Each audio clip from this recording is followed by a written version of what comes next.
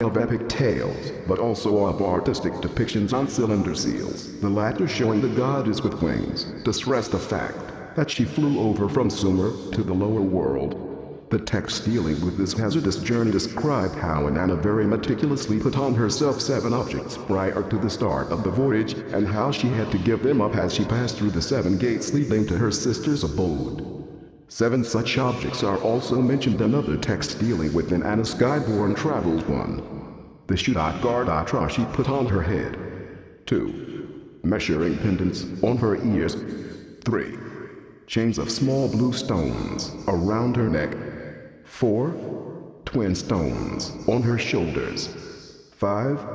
A golden cylinder in her hands. 6. Straps clasping her breast. 7. The PALA garment clothed around her body. Though no one has as yet been able to explain the nature and significance of these 7 objects, we feel that the answer has long been available. Excavating the Assyrian capital Assur from 1903 to 1914, Walter Andre and his colleagues found in the temple of Ishtar a battered statue of the goddess showing her with various contraptions attached to her chest and back. In 1934, archaeologists excavating at Mari came upon a similar but intact statue buried in the ground. It was a life-size likeness of a beautiful woman. Her unusual headdress was adorned with a pair of horns, indicating that she was a goddess. Standing around the 4,000-year-old statue, the archaeologists were thrilled by her lifelike appearance. In a snapshot, one can hardly distinguish between the statue and the living men. They named her the goddess with a ace, because she was holding a cylindrical object. Unlike the flat carvings or bas-reliefs, this life-size, 3-dimensional representation of the goddess reveals interesting features about her attire. On her head she wears not a milliner's japo, but a special helmet protruding from it on both sides, and fitted over the ears are objects that remind one of a pilot's earphones. On her neck and upper chest the goddess wears a necklace of many small, and probably precious stones. In her hands she holds a cylindrical object which appears too thick and heavy to be of use for holding water. Over a blouse of see-through material, 2 parallel straps run across her chest, leading back to and holding in place an unusual box of rectangular shape. The box is held tight against the back of the goddess's neck and is firmly attached to the helmet with a horizontal strap. Whatever the box held inside must have been heavy, for the contraption is further supported by 2 large shoulder pads. The weight of the box is increased by a hose that is connected to its base by a circular clasp. The complete package of instruments, for this is what they undoubtedly were, is held in place with the aid of the 2 sets of straps that crisscross the goddess's back and chest. The parallel between the 7 objects required by Inanna for her aerial journeys and the dress and objects worn by the statue from Mari, and probably also the mutilated one found at Ishtar's temple in Assur, is easily proved. We see the measuring pendants, the earphones on her ears, the rows or chains of small stones around her neck, the twin stones, the 2 shoulder pads on her shoulders, the golden cylinder in her hands, and the clasping straps that crisscross her breast. She is indeed clothed in a PALA garment, ruler's garment, and on her head she wears the Shuddha helmet, a term that literally means that which makes go far into universe. All this suggests to us that the attire of Inanna was that of an aeronaut or an astronaut. The Old Testament called the angels of the Lord Malachim, literally, emissaries, who carried divine messages and carried out divine demands. As so many instances reveal, they were divine airmen. Jacob saw them going up a sky ladder. Hagar, Abraham's concubine, was addressed by them from the sky, and it was they who brought about the aerial destruction of Sodom and Gomorrah.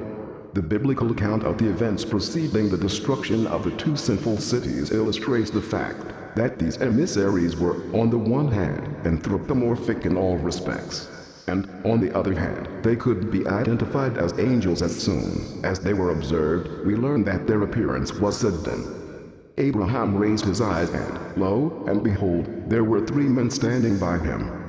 Bowing and calling them my lords, he pleaded with them, "Do not pass over thy servant," and prevailed on them to wash their feet, rest, and eat. Having done as Abraham had requested, two of the angels, the third man turned out to be the Lord himself, then proceeded to Sodom. Lot, the nephew of Abraham, was sitting at the gate of Sodom, and when he saw them he rose up to meet them, and bowed to the ground, and said, "If it pleases my lords, pray come to the house of thy servant, and wash your feet, and sleep overnight." Then he made for them a feast, and they ate. When the news of the arrival of the two spread in the town, all the townspeople, young and old, surrounded the house, and called out to Lot, and said, "Where are the men who came this night unto thee? How were these men, who ate, drank, slept, and washed their tired feet, nevertheless so instantly recognizable as angels of the Lord?" The only plausible explanation is that what they wore, their helmets or uniforms, or what they carried, their weapons, made them immediately recognizable. That they carried distinctive weapons is certainly a possibility. The two men at Sodom, about to be lynched by the crowd, smote the people at the entrance of the house with blindness, and they were unable to find the doorway. And another angel, this time appearing to Gideon, as he was chosen to be a judge in Israel, gave him a divine sign, by touching a rock with his baton, whereupon a fire jumped out of the rock. The team headed by Andre found yet another unusual depiction of Ishtar, at her temple in Ashur. More a wall sculpture and the usual relief, it showed the goddess with a tight-fitting decorated helmet with the earphones extended, as though they had their own flat antennas, and wearing very distinct goggles, that were part of the helmet. Needless to say, any man seeing a person, male or female, so clad, would at once realize that he is encountering a divine aeronaut. Clay figurines found at Sumerian sites, and believed to be some 5,500 years old, may well be crude representations of such malaction holding wand-like weapons. In one instance the face is seen through a helmet's visor. In the other instance, the emissary wears the distinct divine conical headdress, and uniform studded with circular objects of unknown function.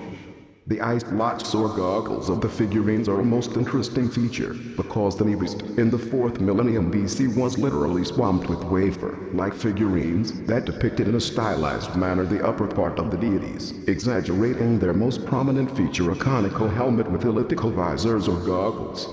A hoard of such figurines was found at Tel Brak, a prehistoric site on the Copper River, the river on whose banks Ezekiel saw the divine chariot millennia later. It is undoubtedly no mere coincidence that the Hittites, linked to Sumer and Akkad via the Copper area, adopted as their written sign for gods the symbol clearly borrowed from the eye figurines. It is also no wonder that this symbol or hieroglyph for divine being, expressed in artistic styles, came to dominate the art not only of Asia Minor, but also of the early Greeks, during the Minoan and Mycenaean periods. The ancient texts indicate that the gods put on such special attire not only for their flights in earth skies, but also when they ascended to the distant heavens. Speaking of her occasional visits to Anu, at his celestial abode, Inanna herself explained that she could undertake such journeys because Enlil himself fastened the divine attire about my body. The text quoted Enlil as saying to her, "You have lifted the me, you have tied the me to your hands, you have gathered the me, you have attached the me to your breast." O Queen of all the me, the radiant light who, with her hand grasps the 7 me, an early Sumerian ruler invited by the gods to ascend to the heavens, was named in.me.dur.n.ki, which literally meant ruler whose may connect heaven and earth. An inscription by Nebuchadnezzar I, describing the reconstruction of a special pavilion for Marduk's celestial chariot, states that it was part of the fortified house of the 7 me of heaven and earth.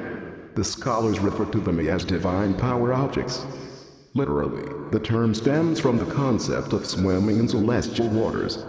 And it described them as part of the celestial garment that she put on for her journeys in the boat of heaven. The me were thus part of the special gear worn for flying in earth skies as well as into outer space. The Greek legend of Icarus had him attempt to fly by attaching feathered wings to his body with wax. The evidence from the ancient Near East shows that though the gods may have been depicted with wings to indicate their flying capabilities, or perhaps sometimes put on winged uniforms as a mark of their airmanship, they never attempted to use attached wings for flying.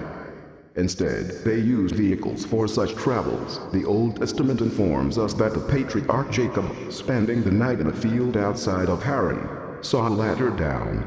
The Lord himself stood at the top of